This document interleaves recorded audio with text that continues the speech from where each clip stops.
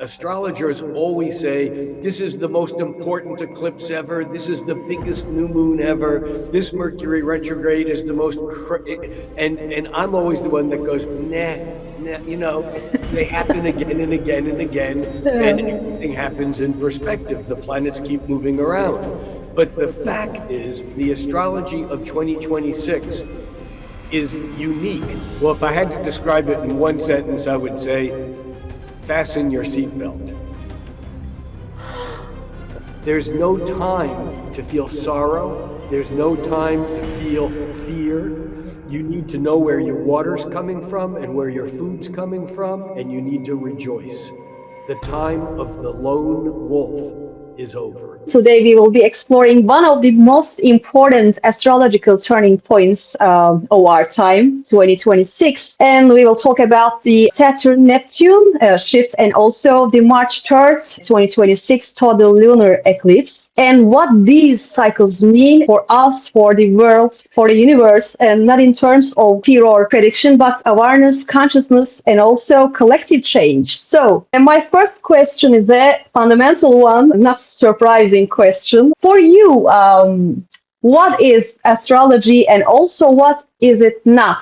Well, yeah, astrology is many things to many people. For me, it's very simply the study of the relationship between the very big and the very small.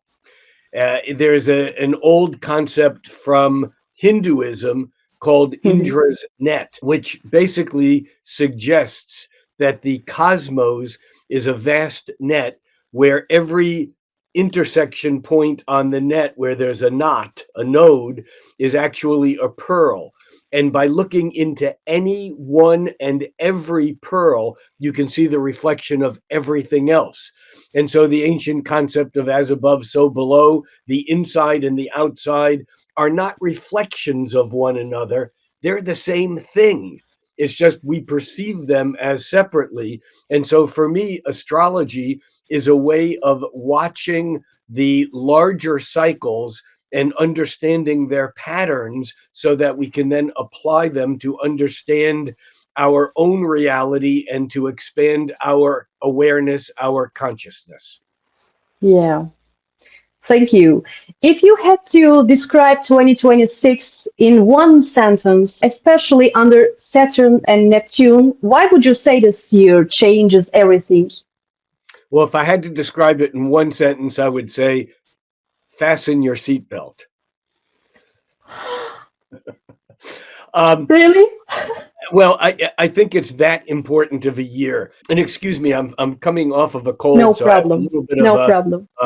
Get well soon. an occasional cough. So excuse that, please.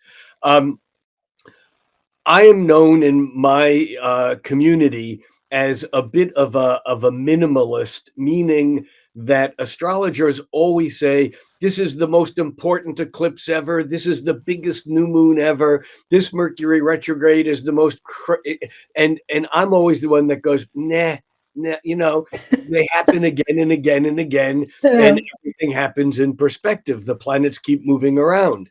But the fact is that we can look back thousands of years, and I'm saying maybe 8,000 years, which we can reliably do with a computer and see the astrology. And the astrology of 2026 is unique. We can't look back and find something that's repetitive, even though some of the specific events that occur, like the alignment, the conjunction of Saturn with Neptune, the planets move around at different speeds. We all know that once a month there's a new moon, and that's because the moon moves fast and it catches up with the sun, and it goes around again and the sun's moved along, but once a month the moon catches up with the sun. Well, every slower moving planet catches up with every faster moving planet, setting up their own rhythms and cycles. The planet Saturn takes almost 30 years to go around the sun once. Meanwhile, Neptune takes about 165 years.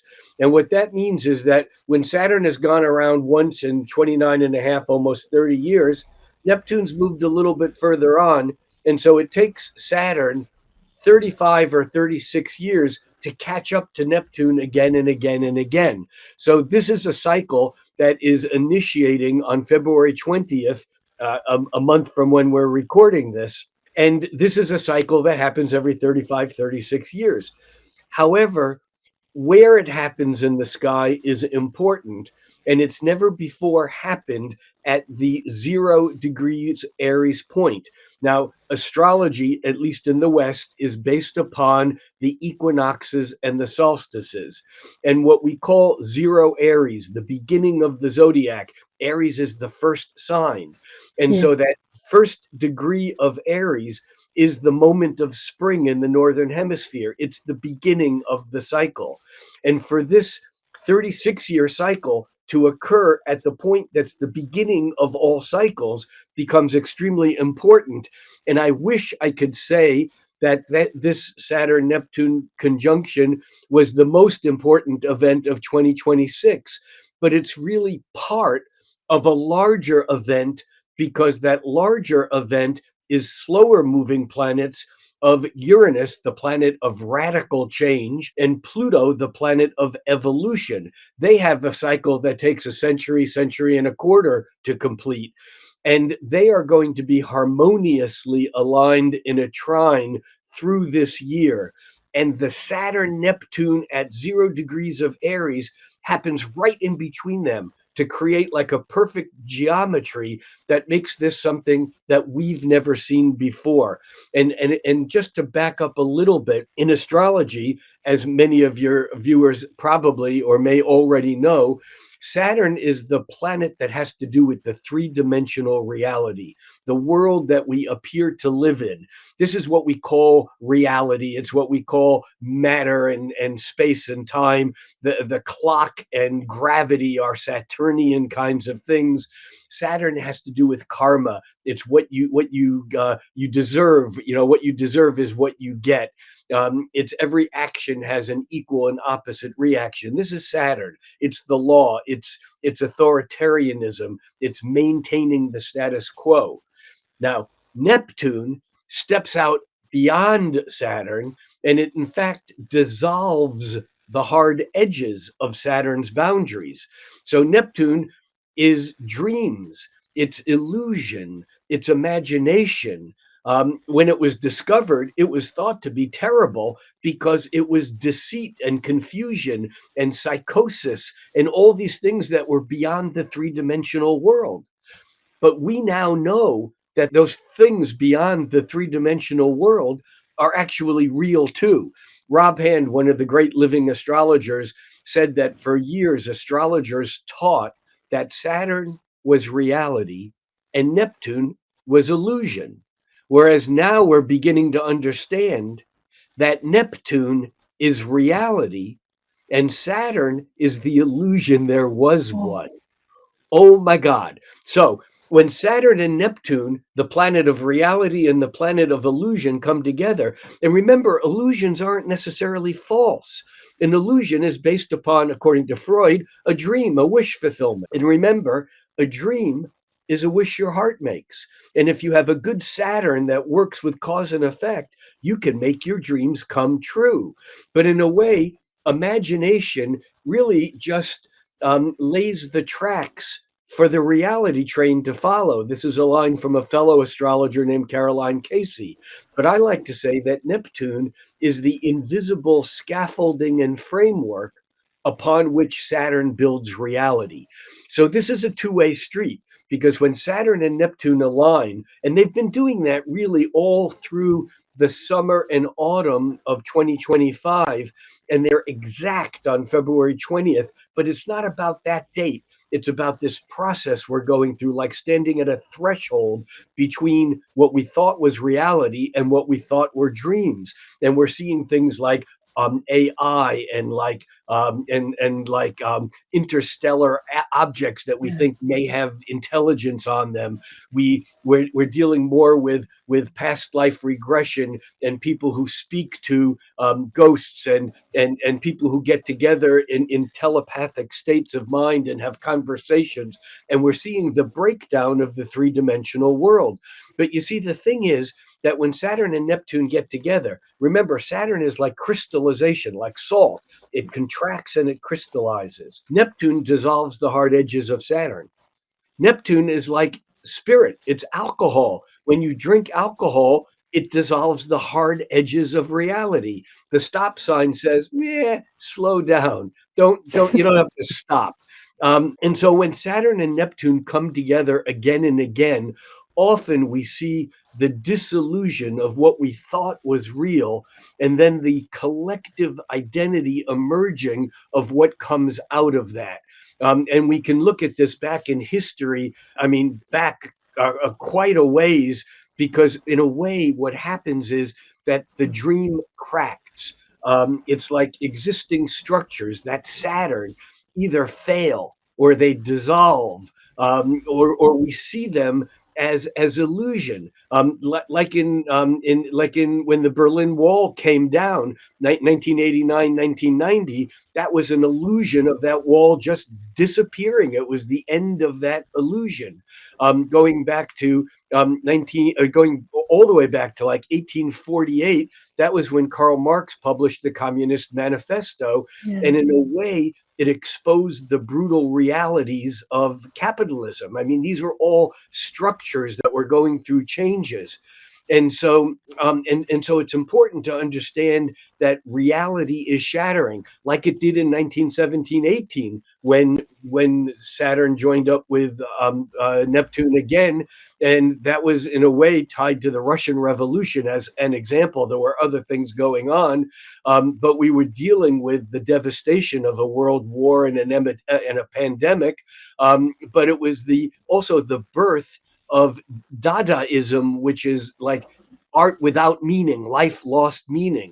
And then in 1952, 53, again, we had the disillusion of the sense of perfectness, and we had image kind of arising over what reality was. This is the rise, of collective propaganda, and the height of the Cold War propaganda. And we can take this all the way back. We can even look at it through a perspective of Turkey, because going back to 1846, 47, 48, in a way, this was like the ending of one whole set of reality and reforms that were trying to modernize what was then obviously the Ottoman state.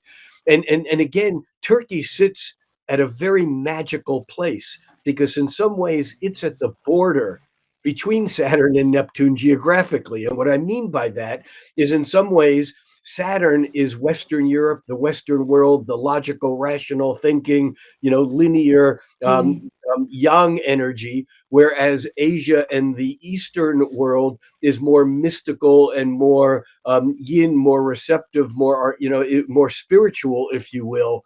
And so this conjunction, I think, will have very important sense in Turkey, because when you look back, even at the 1917, 1918 conjunction of Saturn and Neptune, there was basically a collapse of authority. There was the whole defeat for Turkey, or the Ottoman Empire. And so the whole idea of Turkish sovereignty and authority was, was threatened. But from that, there was a rebirth of a mythic collective, almost out of a humiliation or a dealing with the end of one thing. And then in 1952, 53, again, this is Turkey joined NATO that year. And it was like again, there was this sense of secularism being institutionalized. Religion was suppressed, but the issues weren't really evolved, weren't really resolved. But during that period of time, Turkey became more, aligned with Western symbolic security. And then in 1989, 1990, when the Cold War destabilized, the end of the Cold War, destabilized Turkey's role in its security that it thought it had, and now with this conjunction coming up, Turkey is not alone. Or let me say this from an American standpoint: America is not alone in the complexity of the issues that it's dealing with. These issues are being felt in every, I wanted to say every corner of the globe, but of course the globe doesn't have corners, in every part of the earth.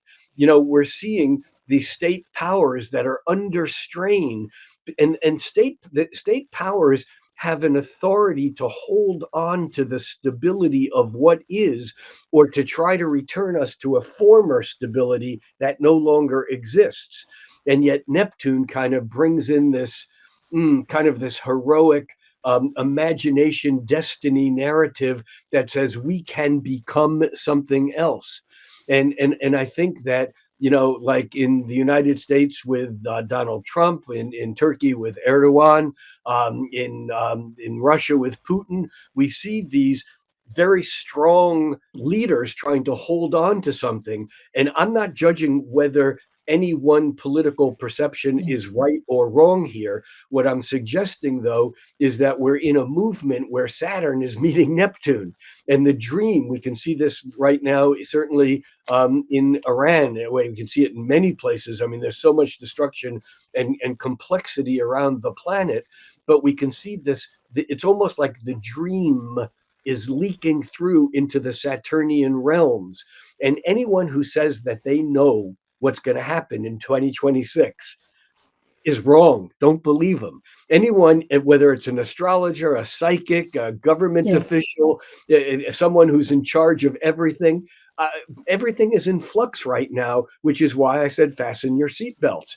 You know, turbulence in an airplane isn't particularly dangerous if you're belted in.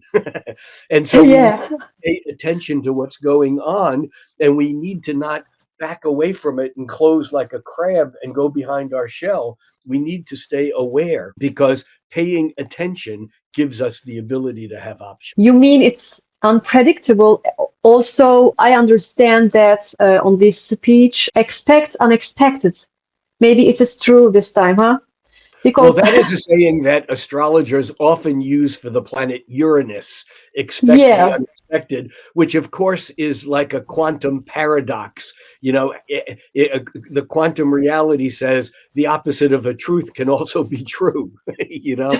And so we find ourselves in this Uranian period of time when the planet Uranus is changing signs from Taurus into Gemini, while it's harmonizing with Saturn and Neptune, changing signs from Pisces into Aries, at the same time that Pluto, where it's also harmonizing with, is changing signs from Capricorn into Aquarius. And so we're getting this quadruple planetary play of 4 outer planets, Saturn, Uranus, Neptune, and Pluto, that are all talking with each other as we're shifting from one reality into another through, and this really began probably going back to 2020, and when Earth, I think, had a stroke, meaning that it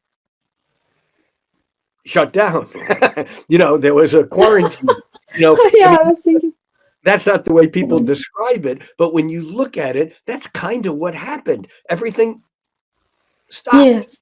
And so, in a way, this period of time coming out of that period of time is absolutely transformational. And it's probably the biggest change that humanity has ever had. And again, I don't normally speak in these kinds of hyperboles.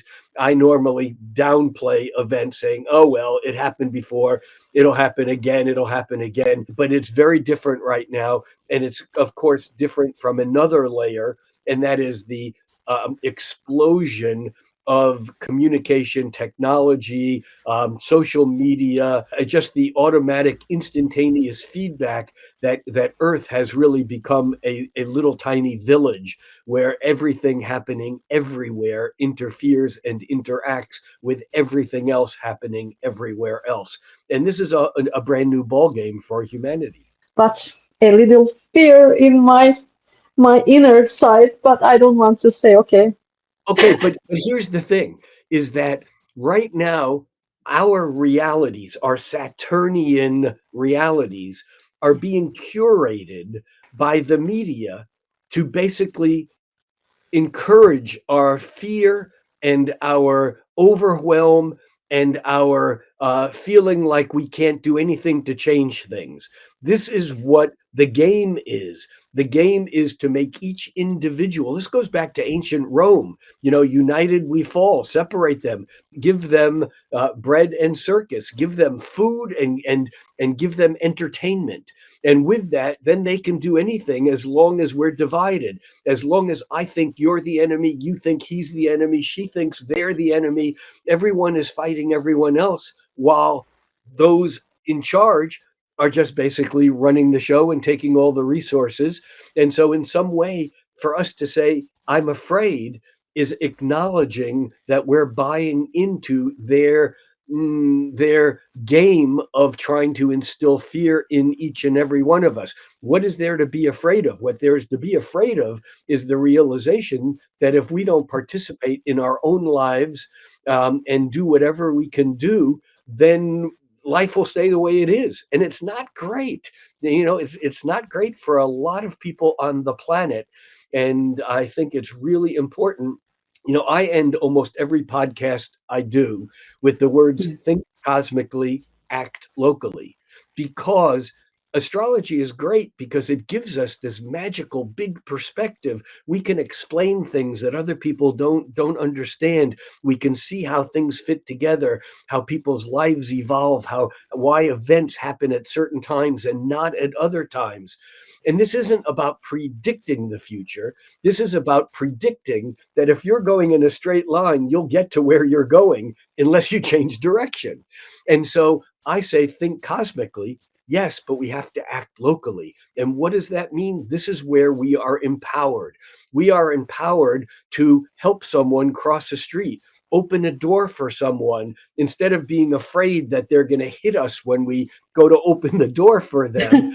instead of living in fear, to actually act locally by resolving our individual problems, by being kind, by being compassionate, by tuning in and not feeling overwhelmed by those things we can't fix, but instead knowing that every action we take ripples outward. And if enough people are acting individually and rippling outward, those events will take over. And that's really what's going on here. Thank you. And soon we will experience total lunar eclipse on March 3rd. So I would like to talk about this now specifically. And from your perspective, how does this eclipse interact with the Saturn and Neptune shift, especially in terms of course, awareness, truth, and the dissolution of old illusions? Yeah, I think it's important because it's so close. I mean, it's just a week. Well, the exact Saturn Neptune is on February 20th, and the Virgo lunar eclipse is on March 3rd. And of course, that's followed by another eclipse a couple weeks later. But the one that's in such close proximity, I think is significant. But I think it's really just another layer of catalyst, because I think that the larger events of the Saturn Neptune, the dissolution of reality or the creating of new reality out of the dream, that Saturn and Neptune, tied to the revolutionary, expect the unexpected, sudden change Uranus, and the evolutionary, transformational Pluto, which is associated with death. But it's not necessarily, matter of fact, it's specifically not physical death, because Pluto's death is the caterpillar becoming the butterfly. And so in a way, we have this eclipse happening close to the Saturn-Neptune conjunction, and the eclipse with the sun in Pisces, Mercury and Venus and Mars, all of the inner planets around the sun in Pisces. This is the dream. This is the illusion. This is the compassion. This is the spirit. And the moon opposite it, being eclipsed in Virgo, is basically showing us how we can be useful, how we can be effective, how we can be efficient in how we respond to what's going on. But you see, I think here the larger shift that's going on is a shift from planets in Pisces to Aries. Because remember, Neptune has been in Pisces and is, as we're recording this, has been in Pisces for 14 years. And Neptune tipped into Aries, backed into Pisces just a touch, and it will then, by the end of this month, and then on into February, it will move into Aries, as will Saturn. That's also been in Pisces for the last 2.5 years. So here's the thing, is that this eclipse with the Sun, Mars, Mercury, Venus, and the nodes of the moon, the north node of the moon, all in Pisces, it's like the last stand of the old, because now with Saturn and Neptune, by the time of this eclipse, having moved into Aries, have established themselves in Aries, neither one of them will go back into Pisces. Saturn won't go back into Pisces for 25 years, 25, 26 years, and Neptune won't go back into Pisces for about 150 years.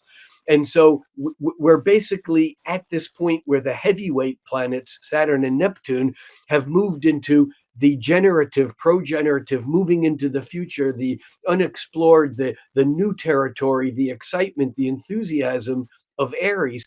And yet the Sun, Mars, Mercury, and Venus, the energy of who we are, the Sun, the Mars, the adrenaline, the how we're going to get it, the Mercury, how we think, Venus, the what we want, they're all still hanging back with a bit of nostalgia in Pisces.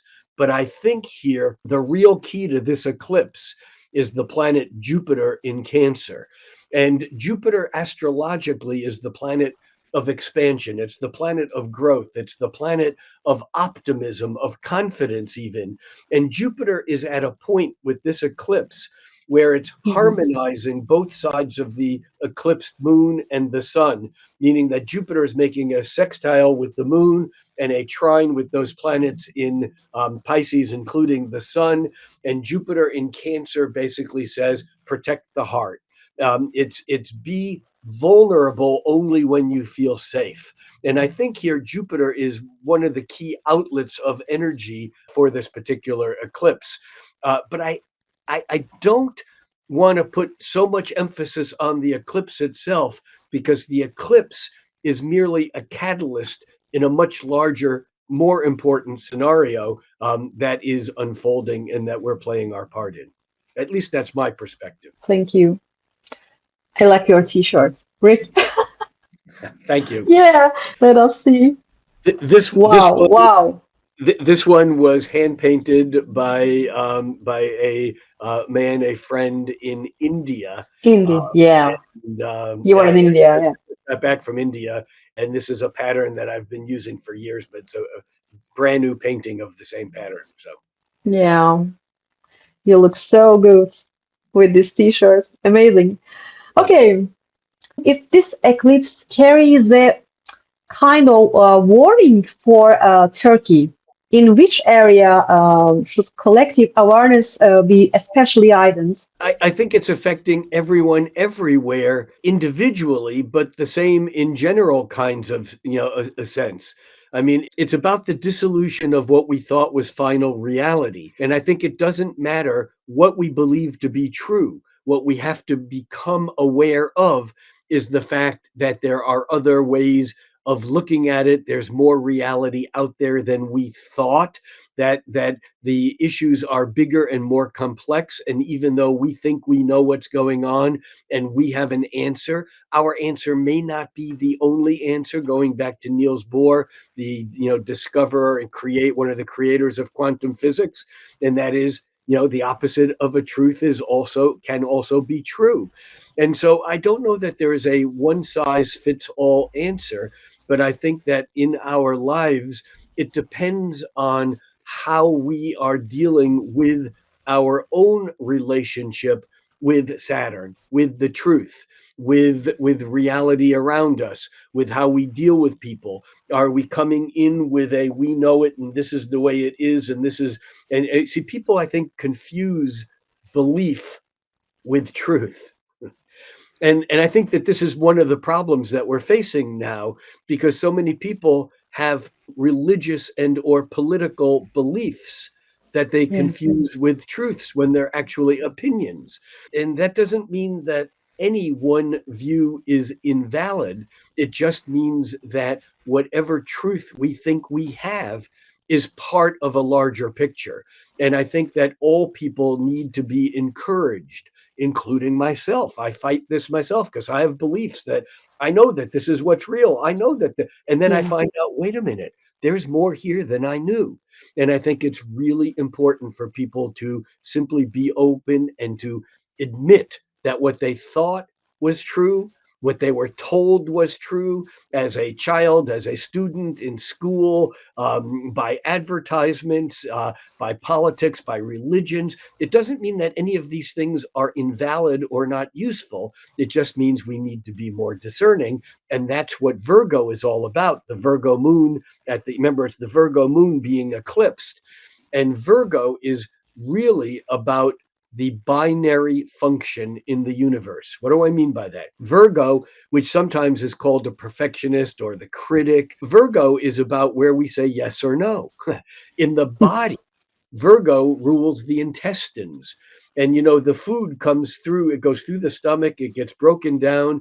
And when the food goes through the intestines, what happens there in the intestine walls, the little villi basically analyze the food and go, yep, you're okay. Come on through into the bloodstream. Yep, you're okay. Come on through. No, you're not okay. And it sends it down the road to be excreted by Pluto. It's crap and shit. And that's and Virgo's job is to define that yes or no. And so I think what happens is that sometimes we make that yes no decision with thinking that we have more information than we do. Even astrologers, I'm guilty of this, but I know many astrologers who will absolutely say, and this gets back to what you were talking about prediction, that this is what's going to happen. No, what's going to happen is what happens between now and then, because events don't happen. When an astrologer makes a prediction, they're often doing one of two things. They're often basically predicting what they would want to happen or what they would want not to happen personally, Oh, or or they're just taking the course of the river and saying, if it's not dammed up, here's the course of least resistance. A river will get to the sea, but if you put a dam in the right place on the river, you can make a power plant that'll power an entire city. You can water agricultural fields that feed an entire village. And so I think it's important that prediction is irrelevant. I don't want to predict the future. I want to cooperate with the present in order to participate in creating the future. And that's what astrology empowers us to do. When I hear an astrologer say, oh, I can't do that because I have Mars in the 8th house or whatever, I was going to get violent. I was going to say, I want to strangle them. I don't want to strangle anyone, but I don't want astrologers to think like that. Because if you have a planet in a certain house, rather than saying, I have to be this way because my planet's in that house, what you really can say is, although that's my natural inclination, there's 11 other ways I can do this. And so astrology becomes like the beginning tool for a form of yoga that allows us to take mental positions in ways that are not our natural course of action, by doing things that change the programming in our brains, that create new neural pathways, so that we don't just act like water falling off a cliff and going into the ocean, that we can actually impact our own lives individually, locally, which if enough people do, then create community. And if enough communities do, then it creates larger groups or tribes or even nations. And if enough nations do that from the bottom up rather than the top down, then maybe this idea of world peace will eventually be attainable. I fastened my seatbelt and I am not ready. Okay. Well, but I think that's again what they want us to think, is they want us to think that we're not ready. We're all ready. We're all Yeah, basically basically. at a place where we can do what we can do with whatever it is that we have. Wherever we are, whatever we have going, that's what we bring to the party. And as long as we can be aware that there are things that we can do at any moment in time, that's what becomes important. So to say that we are not ready, I don't accept that. I think we're all ready because we're all here, Yeah. and oftentimes that means doing something, but also doing something to expand our awareness, doing something that allows us to have courage. Even to have fear, is one thing, but we can have courage, which is cur from Latin, from French, from Latin, from the heart. And we can come from the heart, and we can not overcome our fear, but we can face our fear, and we can act with heart. And I think Yeah. that's what's really important here. Yeah, I was kidding. I'm ready with my soul, and I trust the system. I trust the system. Yeah. Yeah. Are there certain zodiac signs or axes that may feel this eclipse more strongly? Again, not as predictions, theoretic, but as shifts in consciousness. Again. Yeah, I would say that the first 12 signs of the zodiac are the ones that'll feel it the most. Um, Thank you. here, Yeah, you're right. here's the thing.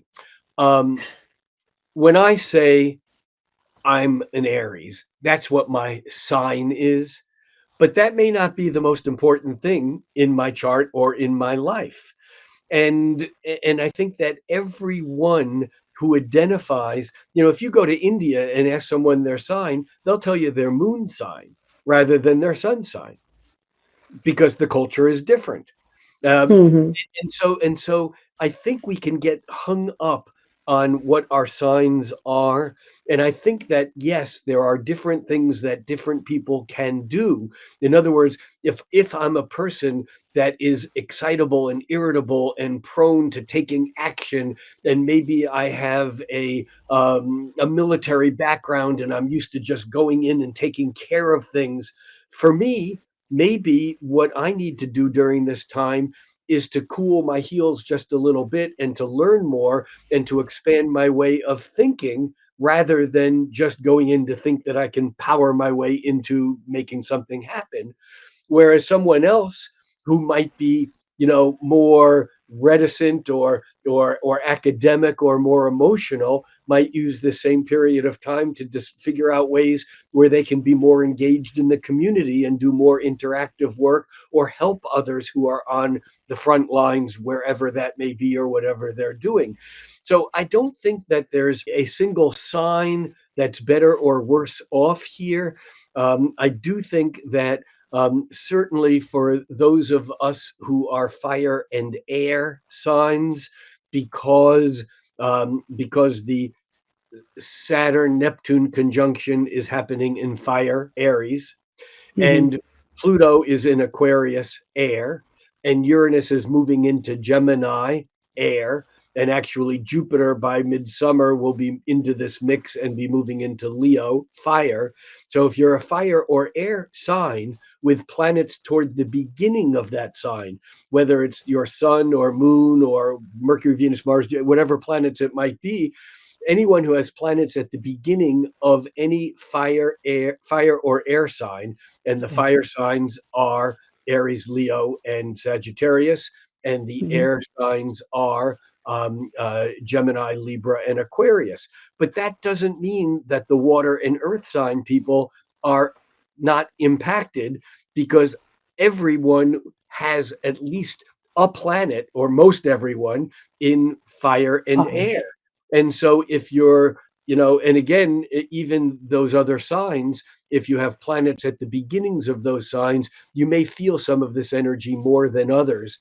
But I do not ascribe to the idea that, that this sign will feel it more than another sign. It really Yes. depends on your entire planetary mixture.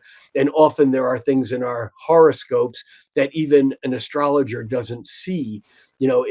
If we could see everything that's out there and everything in a chart, astrology would be totally mechanical.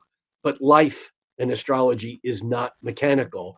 And so it's the mystery. And I encourage everyone to engage with what's going on this year, to not close themselves off and feel like hiding under a blanket, with a cup of tea, is going to save them from this process, because the ones who engage it, the ones who are in the middle of it, are the ones that will get the most out of it. Yeah. During periods like this, when the reality is fluid, so what is more important to avoid than to do? I think it's most important not, this is going to be negative, I know, is not to Yeah. go into denial. In other words, when we close ourselves off from the truth, that truth may be our own truth. A lot of people close themselves off from their internal truths because they're too painful to deal with, because of their family of origin stuff, their cultural stuff, their gender issues, their racial issues, their community issues. People close themselves off from their own truth and they act as if something else is true. Or sometimes we close ourselves off from the truths that are out there that we don't even know exist, because we're not aware that our realities are so curated by the media. And I say the media, I don't even mean the corporate I don't even mean the government corporate media, although I mean all the media, because all media Mhm. has a perspective and a point of view. And I encourage others, and I do this myself. I watch news that is exactly the opposite of what I believe to be true. Not that I don't watch the other news, but I think it's really important for us to be aware of what's going on out there, not just to live in our own little bubble, because with social media, it's so easy to create a bubble. We don't even know it. You turn on your computer and someone else turns on their computer, and your worlds are completely different that are reflected, because whether you're using AI or not, the entire network of computer interaction is based upon resonating with what you are. So it feeds back what you are, or what you believe, or who you think your community is, back to yourself. And then you think that's reality. And that's just really one little perspective. And I'm not saying that to accuse anyone. I'm saying that because that's all of us. Yeah. And this is part of Sure. what I think the Saturn Neptune conjunction, as part of the Uranus Pluto trine, that together again, it's setting up changes, because although the Saturn Neptune conjunction occurs on February 20th, the first of five Uranus Pluto trines occurs mid-July of 2026. The final one doesn't occur until 2028. And Neptune is still, even though Saturn's moved on, Neptune is still in this mix, which is holding this pattern. And I've been saying for a few years that things are going to get complicated, difficult, and it's going to not necessarily feel good. I think we are there, but I think it's really a mistake to assume that what's going on now is going to lead to an irresolvable worst case scenario. And I think that's the magic of the astrology that's ahead, but it does require people to pay attention and to be awake, to open up. And so what we can't afford to do now is to crawl back into our bubble and just say, yeah, everything is the same and life as usual, and this will all pass in a week or a month or a year. It won't. Things will never go back to the way they were, like it Yeah. or not. Excited. That's I'm better than excited. that's better than being fearful, isn't it? Yeah, yeah, you're And right. you know what the opposite of fear is love. Ah, yeah. I mean, you see, and in a way, it is that energy that will allow us to create community. There's a tribe of Native American, indigenous Native Americans, the Hopi, Hopi, the Hopi Indians, and they're particularly noted for their elders making prophecies. And there's a Hopi prophecy that has talked for decades now about the times that are coming. And a few years ago, they sent out a new prophecy that basically said, and you can Google Hopi prophecy and get the exact wording, which will be a lot more Mhm. poetic than the way I'll say it. But basically, the Hopi prophecy says, we've predicted that there's a time when the rivers will run fast. The time is here. The rivers are running rapidly. And he who holds on to the edge for safety will be torn in half. Survival means pushing out into the center, keeping your head above water. Look around you and see who's there. This is your new family. There's no time to feel sorrow. There's no time to feel fear. You need to know where your water's coming from and where your food's coming from, and you need to rejoice. The time of the lone wolf is over. It's all about community. So these are not my words, and again, I haven't said them as pretty and as poetic as they do, but it's very strong. It's a very strong concept. Yeah. We can't hold on to the past, even though we would like to, And then again, going blindly into the future isn't the answer either, because some people say go with the flow, and I know people who say, yeah, only dead fish go with the flow. Instead, it's moving with the flow, but flowing with it so that you're navigating, because you can't stop the speed at which evolution, or the rivers of evolutionary change, consciousness, like a spring tide, redefines the shores of the ocean. There are tides that are so great that the ocean changes its shape. Consciousness is at one of those tides. Yes. Yeah.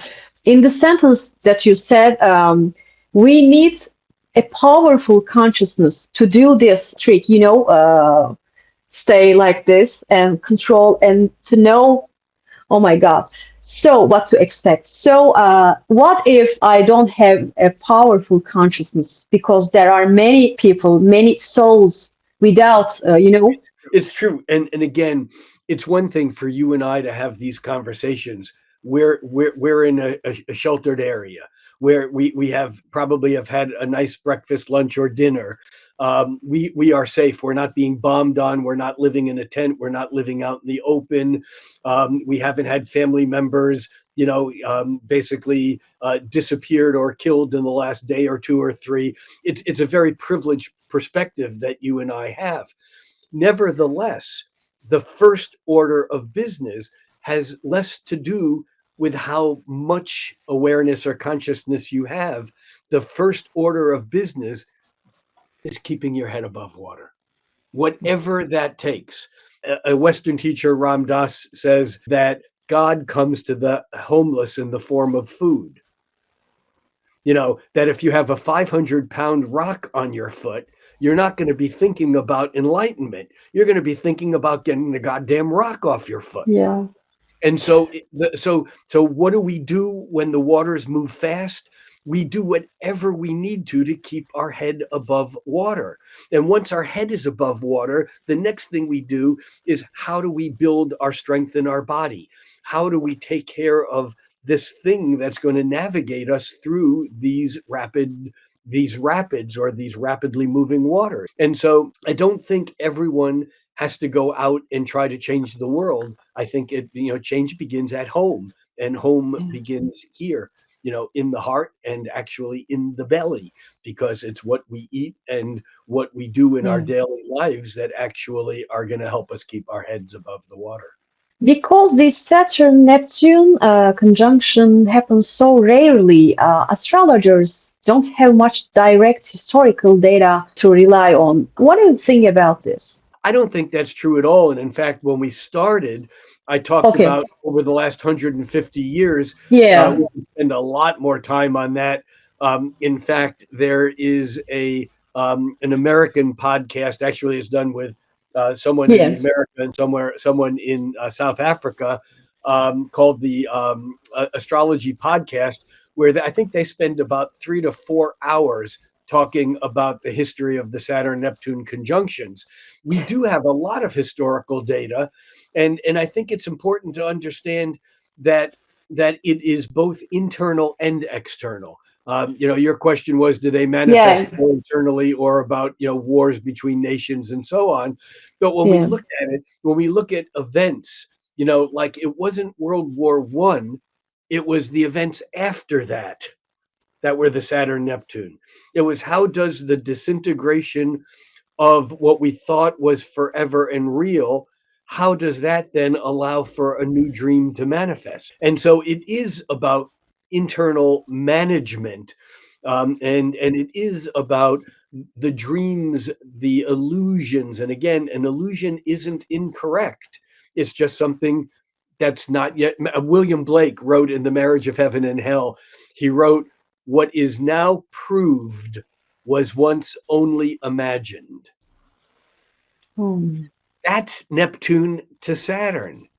And so it's important that we don't just say, oh, we can dream up anything, any utopia, any perfect, that's Neptune. No, we dream it, and then we have to apply the Saturn to make it real.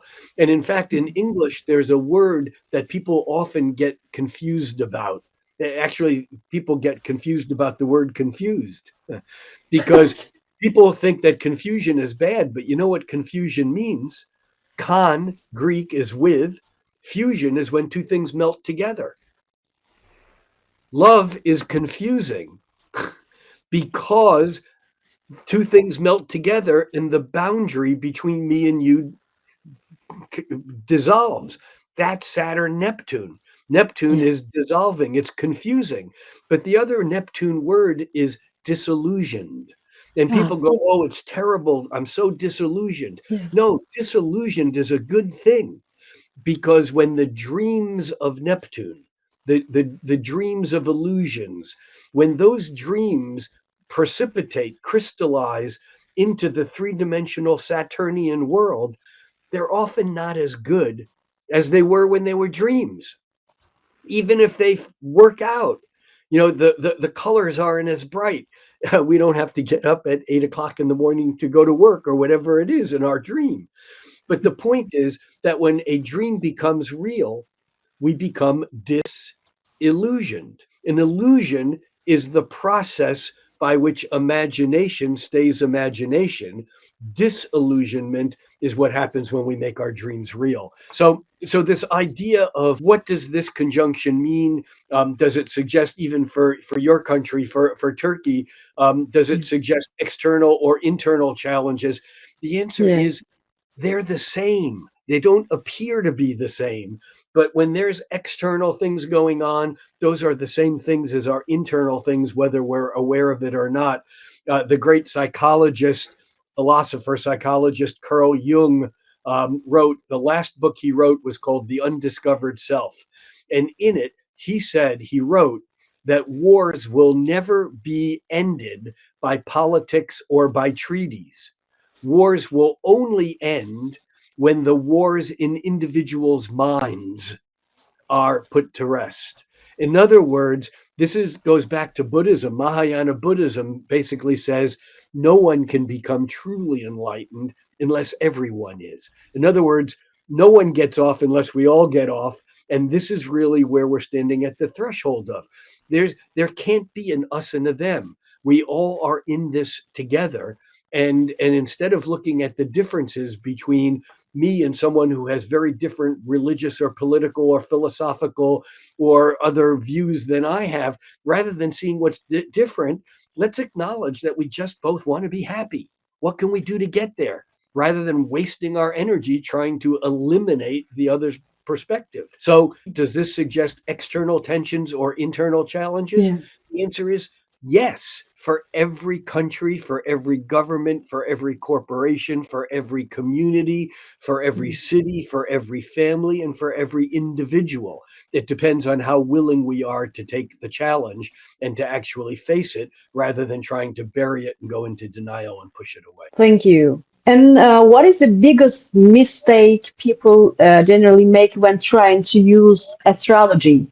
I have a Mistake. good answer there, and it really isn't the only one. It's just one of I have several pet peeves, but one of them is the biggest mistake people use when trying to use astrology is to give it to give you an answer.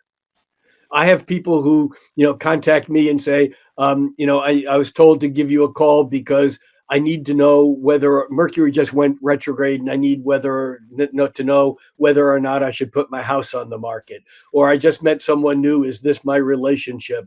Or should I divorce? There are all these people want answers. I tell my clients, not going to happen with me. if you want the answer astrologer, there are astrologers out there that'll answer your questions faster than you can ask them. I will never answer your question, and I'll tell you why. I am a really good answer giver, and that is really dangerous for you, because if you're asking a question and I give you a good answer, you'll stop asking the question. You'll never know what your answer would have been. You'll take my answer as your answer. And that is dangerous, because the process of asking questions is what creates the road that we travel that gets us to our answers. So instead, I use astrology to help people ask better questions, to help describe the energetic lay of the land, the intersection of which we may be standing at in our lives, to understand the nature of what's going on. But I'm never going to tell you turn left or turn right or go straight ahead. I have enough trouble doing that in my world. I mean, and I do it and I take responsibility for it. And sometimes I do it better than other times. But I think that's the biggest mistake that people use when trying to use astrology, is thinking that it's going to give them a quick answer. From your perspective, what is the responsibility of an astrologer in such sensitive contexts? I think that's a great question. And the answer will feed off my previous answer, because it's not about predicting an event. I mean, this is kind of a fate versus free will question. And I heard a very wise Tibetan Rinpoche once was asked, "What's the difference between fate and free will?" Or he said, "Is there fate and free will?" And this Lama responded, "Imagine you're walking down the street and it's a beautiful day and you're whistling and the sun's out, and you look up and you see these two guys working on top of a building on a second story, and they're doing brickwork. You know, they're laying bricks, and they look like they're enjoying the day too, and everything's good. And one of them knocks a brick over, and as you're stepping forward, it lands on your foot, and it breaks your foot, and you're in immediate pain, and you double over and you look up and they don't even know that they knocked the brick off, and you kind of start getting, like, hey guys, be careful. You yell up at them Yeah. to, but the angle is so great they don't see you, and you yell louder, and now you're getting angry, and so you step back about 10 steps into the street so that you can tell them what they just did. A truck comes down the street, runs you over, and kills you. Is that fate or free will? And his answer is, the brick falling on your foot was an act of fate, but your death was an act of free will. Now, here's the thing. Astrologers are not going to stop floods, disasters, earthquakes. They're not going to stop terrible government interventions that may destroy cities, states, families. Individually, we're not going to stop those things. But we can work with how we react or how we respond to those events. And in other words, if the person who had that brick fall on his foot not reacted out of an overwhelming anger, that person might still be alive. And so, yeah, I think that these big events are very significant, and we get swept up in larger events. I don't think that every person who died in an earthquake where thousands of people, were killed, or every person who was in Dresden during the bombing there, or in Hiroshima, or wherever there were, these terrible mass killings. I don't think it was every individual person's individual responsibility or karma to be there. But I think it is our responsibility as astrologers and as humans to look at these events and to experience them, and to experience how we react, but not act on our reactions. Instead, put them into perspective and respond with a way that does the most good, whatever that means. Thank you for your answer. And dear Rick, if you could give a message to the audience at the end of this show, so what would it be? One sentence: think cosmically, act locally. And again, think cosmically doesn't only mean astrology. It means being able to to widen our perspectives, however you do that. Whether you do that through religious practice, whether you do it through meditation, whether you do it through yoga, whether you do it through various forms of plant medicines, or I have no judgment. Whatever it is that you use to expand your awareness, and or astrology or other tools to think cosmically, but then act locally. Take care of your business at home, because that's where it all begins, especially now with Jupiter in a Cancer. There's that growth happens when we feel protected on the outside. That was a great conversation for me to be with you here on my channel. Thank you again, dear Rick. And thank you so much for inviting me and for giving me an opportunity to share with some of the people who I probably don't get a chance to share with. And by the way, I would be remiss if I didn't let people know that they could find me on YouTube always. Just search Rick Levine on YouTube. Or on Instagram at Rick Levine Astrologer, and that also that I will be doing this 10-day mystery school at sea cruise, March 20th through March 30th, through the Greek islands, and I'll be one of about a dozen teachers. And we'll be stopping at some of the most important islands, and actually we'll be stopping in Turkey at Ephesus. And so I'm really excited about that. And if anyone is interested in finding out more about that, they can go to Mystery School at Sea, all one word, mysteryschoolatsea.com. Thank you again, dear Rick Levine, and living legends, I want to call you. Okay. Thank you, and I look forward to meeting you in the Saturnian three-dimensional world. Thank you. See you.